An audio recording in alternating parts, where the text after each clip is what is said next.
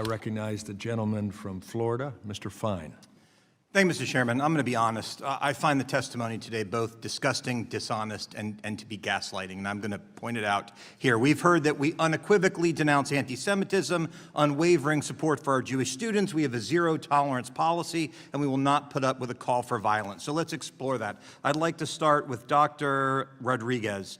Emmanuel Ness, the chair of your political science department, said he supports, quote, resistance by any means necessary, which includes violence. How can you say those statements that you support your Jewish friends? Shut up and get out of here. Gentleman will suspend. Gentlemen will suspend. Get out of here, you loser. Come on. By the way, to be clear, I hold you all responsible for this. It is the attitude that you have allowed on your college campuses that make people think that this is okay. That is why this happens, because you have someone like Emmanuel Ness that says resistance by any means necessary, and I assume this person still works at your school. Is that correct? Microphone, please. Any call for violence against Jewish members of our community is entirely unacceptable. So why does this person still work there? Any individual or faculty that has a complaint of breaking our rules, we will investigate them and take the appropriate disciplinary action if warranted. Corinna Mullen at John Jay College said, after October 7th, the right of Palestinian armed resistance is just, and just last month was filmed chanting, up, up, up with freedom, down, down, down with Zionist scum. This is a professor that teaches your Jewish students. How can you say you have an unwavering zero-tolerance policy when this person teaches at your school? Again, I believe that that faculty member is no longer teaching with the university. Any call for violence, any call for supporting Hamas or terrorism is entirely unacceptable, and we made those statements several times. At Berkeley, you're next. You created in the fall of 2024, you named Usama Makdizi the inaugural chair of a new endowed program in Palestinian Arab studies. On October 7th, Makdizi described the Hamas attack against Israel as, quote, resistance. Why would you give a job? See, I understand freedom of speech, but you get to decide who to hire. Why would you give a position to someone who said October 7th was justified? Why? Usama Makdizi, Professor Makdizi, is a fine scholar. He was awarded that position from his colleagues based on academic standards. Great. So on February 5th, 2024, this great academic, you're showing the problem, said, quote, I could have been one of those who broke through the siege on October 7th. This is what you think is good, and then we're surprised when people come in here and behave this way. I'm going to move on to Georgetown. You've got a campus in Qatar. I note when my colleague, Vice Chair Owens, said, what would happen with a KKK student on campus? You said, yes, but. That's the problem with all of this. We believe that we should deal with racism, and we should, and I did a lot in the Florida legislature to do with that, but there should not be a but after it when it comes to anti-Semites. So at your school in Qatar, you had a October 24th, 2023, an event titled Decolonization is Not Just a Theory. It was an exhibition of armed resistance in Africa in solidarity with Palestine. What does decolonization is not just a theory mean to you, and what does it mean to Georgetown? I don't have knowledge of that exhibition. This was a student-led event, Congressman. All right, so I have 90 seconds left, and I'm going to end with this. I have a 17-year-old who will be applying to school next year. He's in Washington, interning right now. And how in good conscience could you tell my son, who is Jewish, who's the reason I wear this kippah, how could you tell my son in good conscience that he would be safe at any of your schools? I'll give each of you, 20 seconds to try to answer that question. I would deeply hope he would feel safe, and there's a reason for this at Georgetown. If Jewish students don't feel safe, if they have fear, if it's not just hurtful to them, it destroys our mission of interfaith dialogue. They don't feel safe right now. Your turn. I have spoken to many students. We have recruited actively in the Jewish community at CUNY. I've actually begun a program of extending a program that we have of recruiting in the high schools to the yeshivas, which is College Now.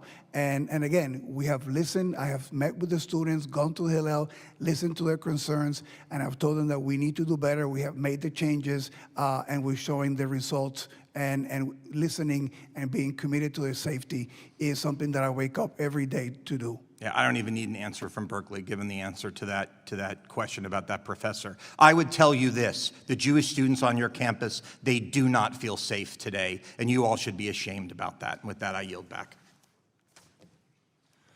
I thank the gentleman, and I recognize the gentleman from Wisconsin, Mr. Grothman.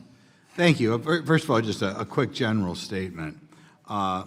This has been talked about, the third or fourth, fifth, whatever, committee hearing dealing with anti-Semitism on American campuses, the fact that in many campuses the Jewish students don't feel safe because of what's going on or not being done on the part of the administration. I'll point out, we could sit here for years, we're never going to have a committee hearing on anti-Semitism at the construction site. We're never going to have one anti-Semitism working in retail or working in manufacturing or in the military, or anti-Semitism in the retirement home. This is basically a university problem. And I think it became a problem because we have such a slanted overall view of the world in the university compared to the country as a whole. You know, in an ideal world, I think you'd say that the university faculty represents a cross-section of the country. But we all know that's not true. If we talk to university professors, they'll tell you I was the only person out of 20 people here who voted for President Trump in my department or whatever. And, you know, not every state keeps track of, you know, which party you register in. But in universities that they do keep track, or people do studies, the universities are just overwhelmingly Democrat, which is a breeding ground for this anti-Semitism, because right now the progressive wing of the Democrat Party, not the entire Democrat Party, but the progressive wing of the Democrat Party, which kind of drives the train over there, this anti-Israel feeling has become one of the things, along with global warming or racism or whatever, that becomes the norm. I'll ask a couple of you guys. I guess I'll start with Dr. Lyons. Do you feel your university, ideologically across the board, represents the country as a whole, or even California, as far in disciplines in which there's an ideological component? Law school, journalism school, political science. Does it bother you if it is, you know, the country as a whole right now is about 50-50. Does it bother you that you do not, that I assume, like most college campuses, your student body and your faculty, especially your faculty, don't even remotely represent America? Ideological or political considerations are not conditions for employment at UC Berkeley. That's true. No, the question is, if we were talking about affirmative action and you had 8,000 faculty and 5 were black, you would say that's a problem. Now, given that everybody brings a certain ideology to their job, particularly if you're teaching students, that is a problem if it doesn't represent America. I mean, I've been doing this for over 20 years, a politician back home and here. Again and again and again, I hear from college students who can't say what's on their mind in an essay or whatever because they know the teacher will give them a bad grade, or feel the teacher will give them a bad grade if you didn't give the progressive viewpoint of the world. Does this bother you, and do you think this is any of the problem? We'll ask you, Dr. Well, your statement about getting a bad grade because of Does it bother you? Does it Yeah, bother you it that bothers me your faculty does not remotely represent America? It What is bothers me- disproportionately not only Democrat, but progressive Democrat, which is where this idea that anti-Israel is the thing to come from. That's where it comes from, the progressive left And way disproportionately, your faculty also comes from the progressive left. That's why these people get away with this and think it's normal.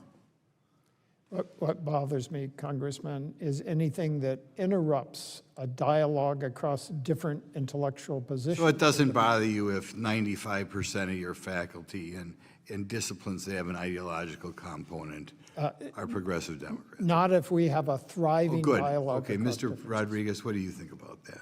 Well, we have about 20,000 faculty members at the City University of New York, and they are a diverse group of. Do they of faculty members. represent, do they even remotely represent America as a whole? I have no way of knowing You that. must have idea, when you walk around campus and it was a week going to the last election, were there robust debates in which half the people were for Trump? Of course not. You're very, very skewed faculty, which is where this whole problem comes from. Do you acknowledge that your faculty does not ideologically Gentlemen, to finish represent the America? question as quickly as possible. Again, we have a large number of faculty, and they represent diverse points of view, diverse political viewpoint all across the City University of New York. If I ask you to name. The gentleman's time has expired. Thank you.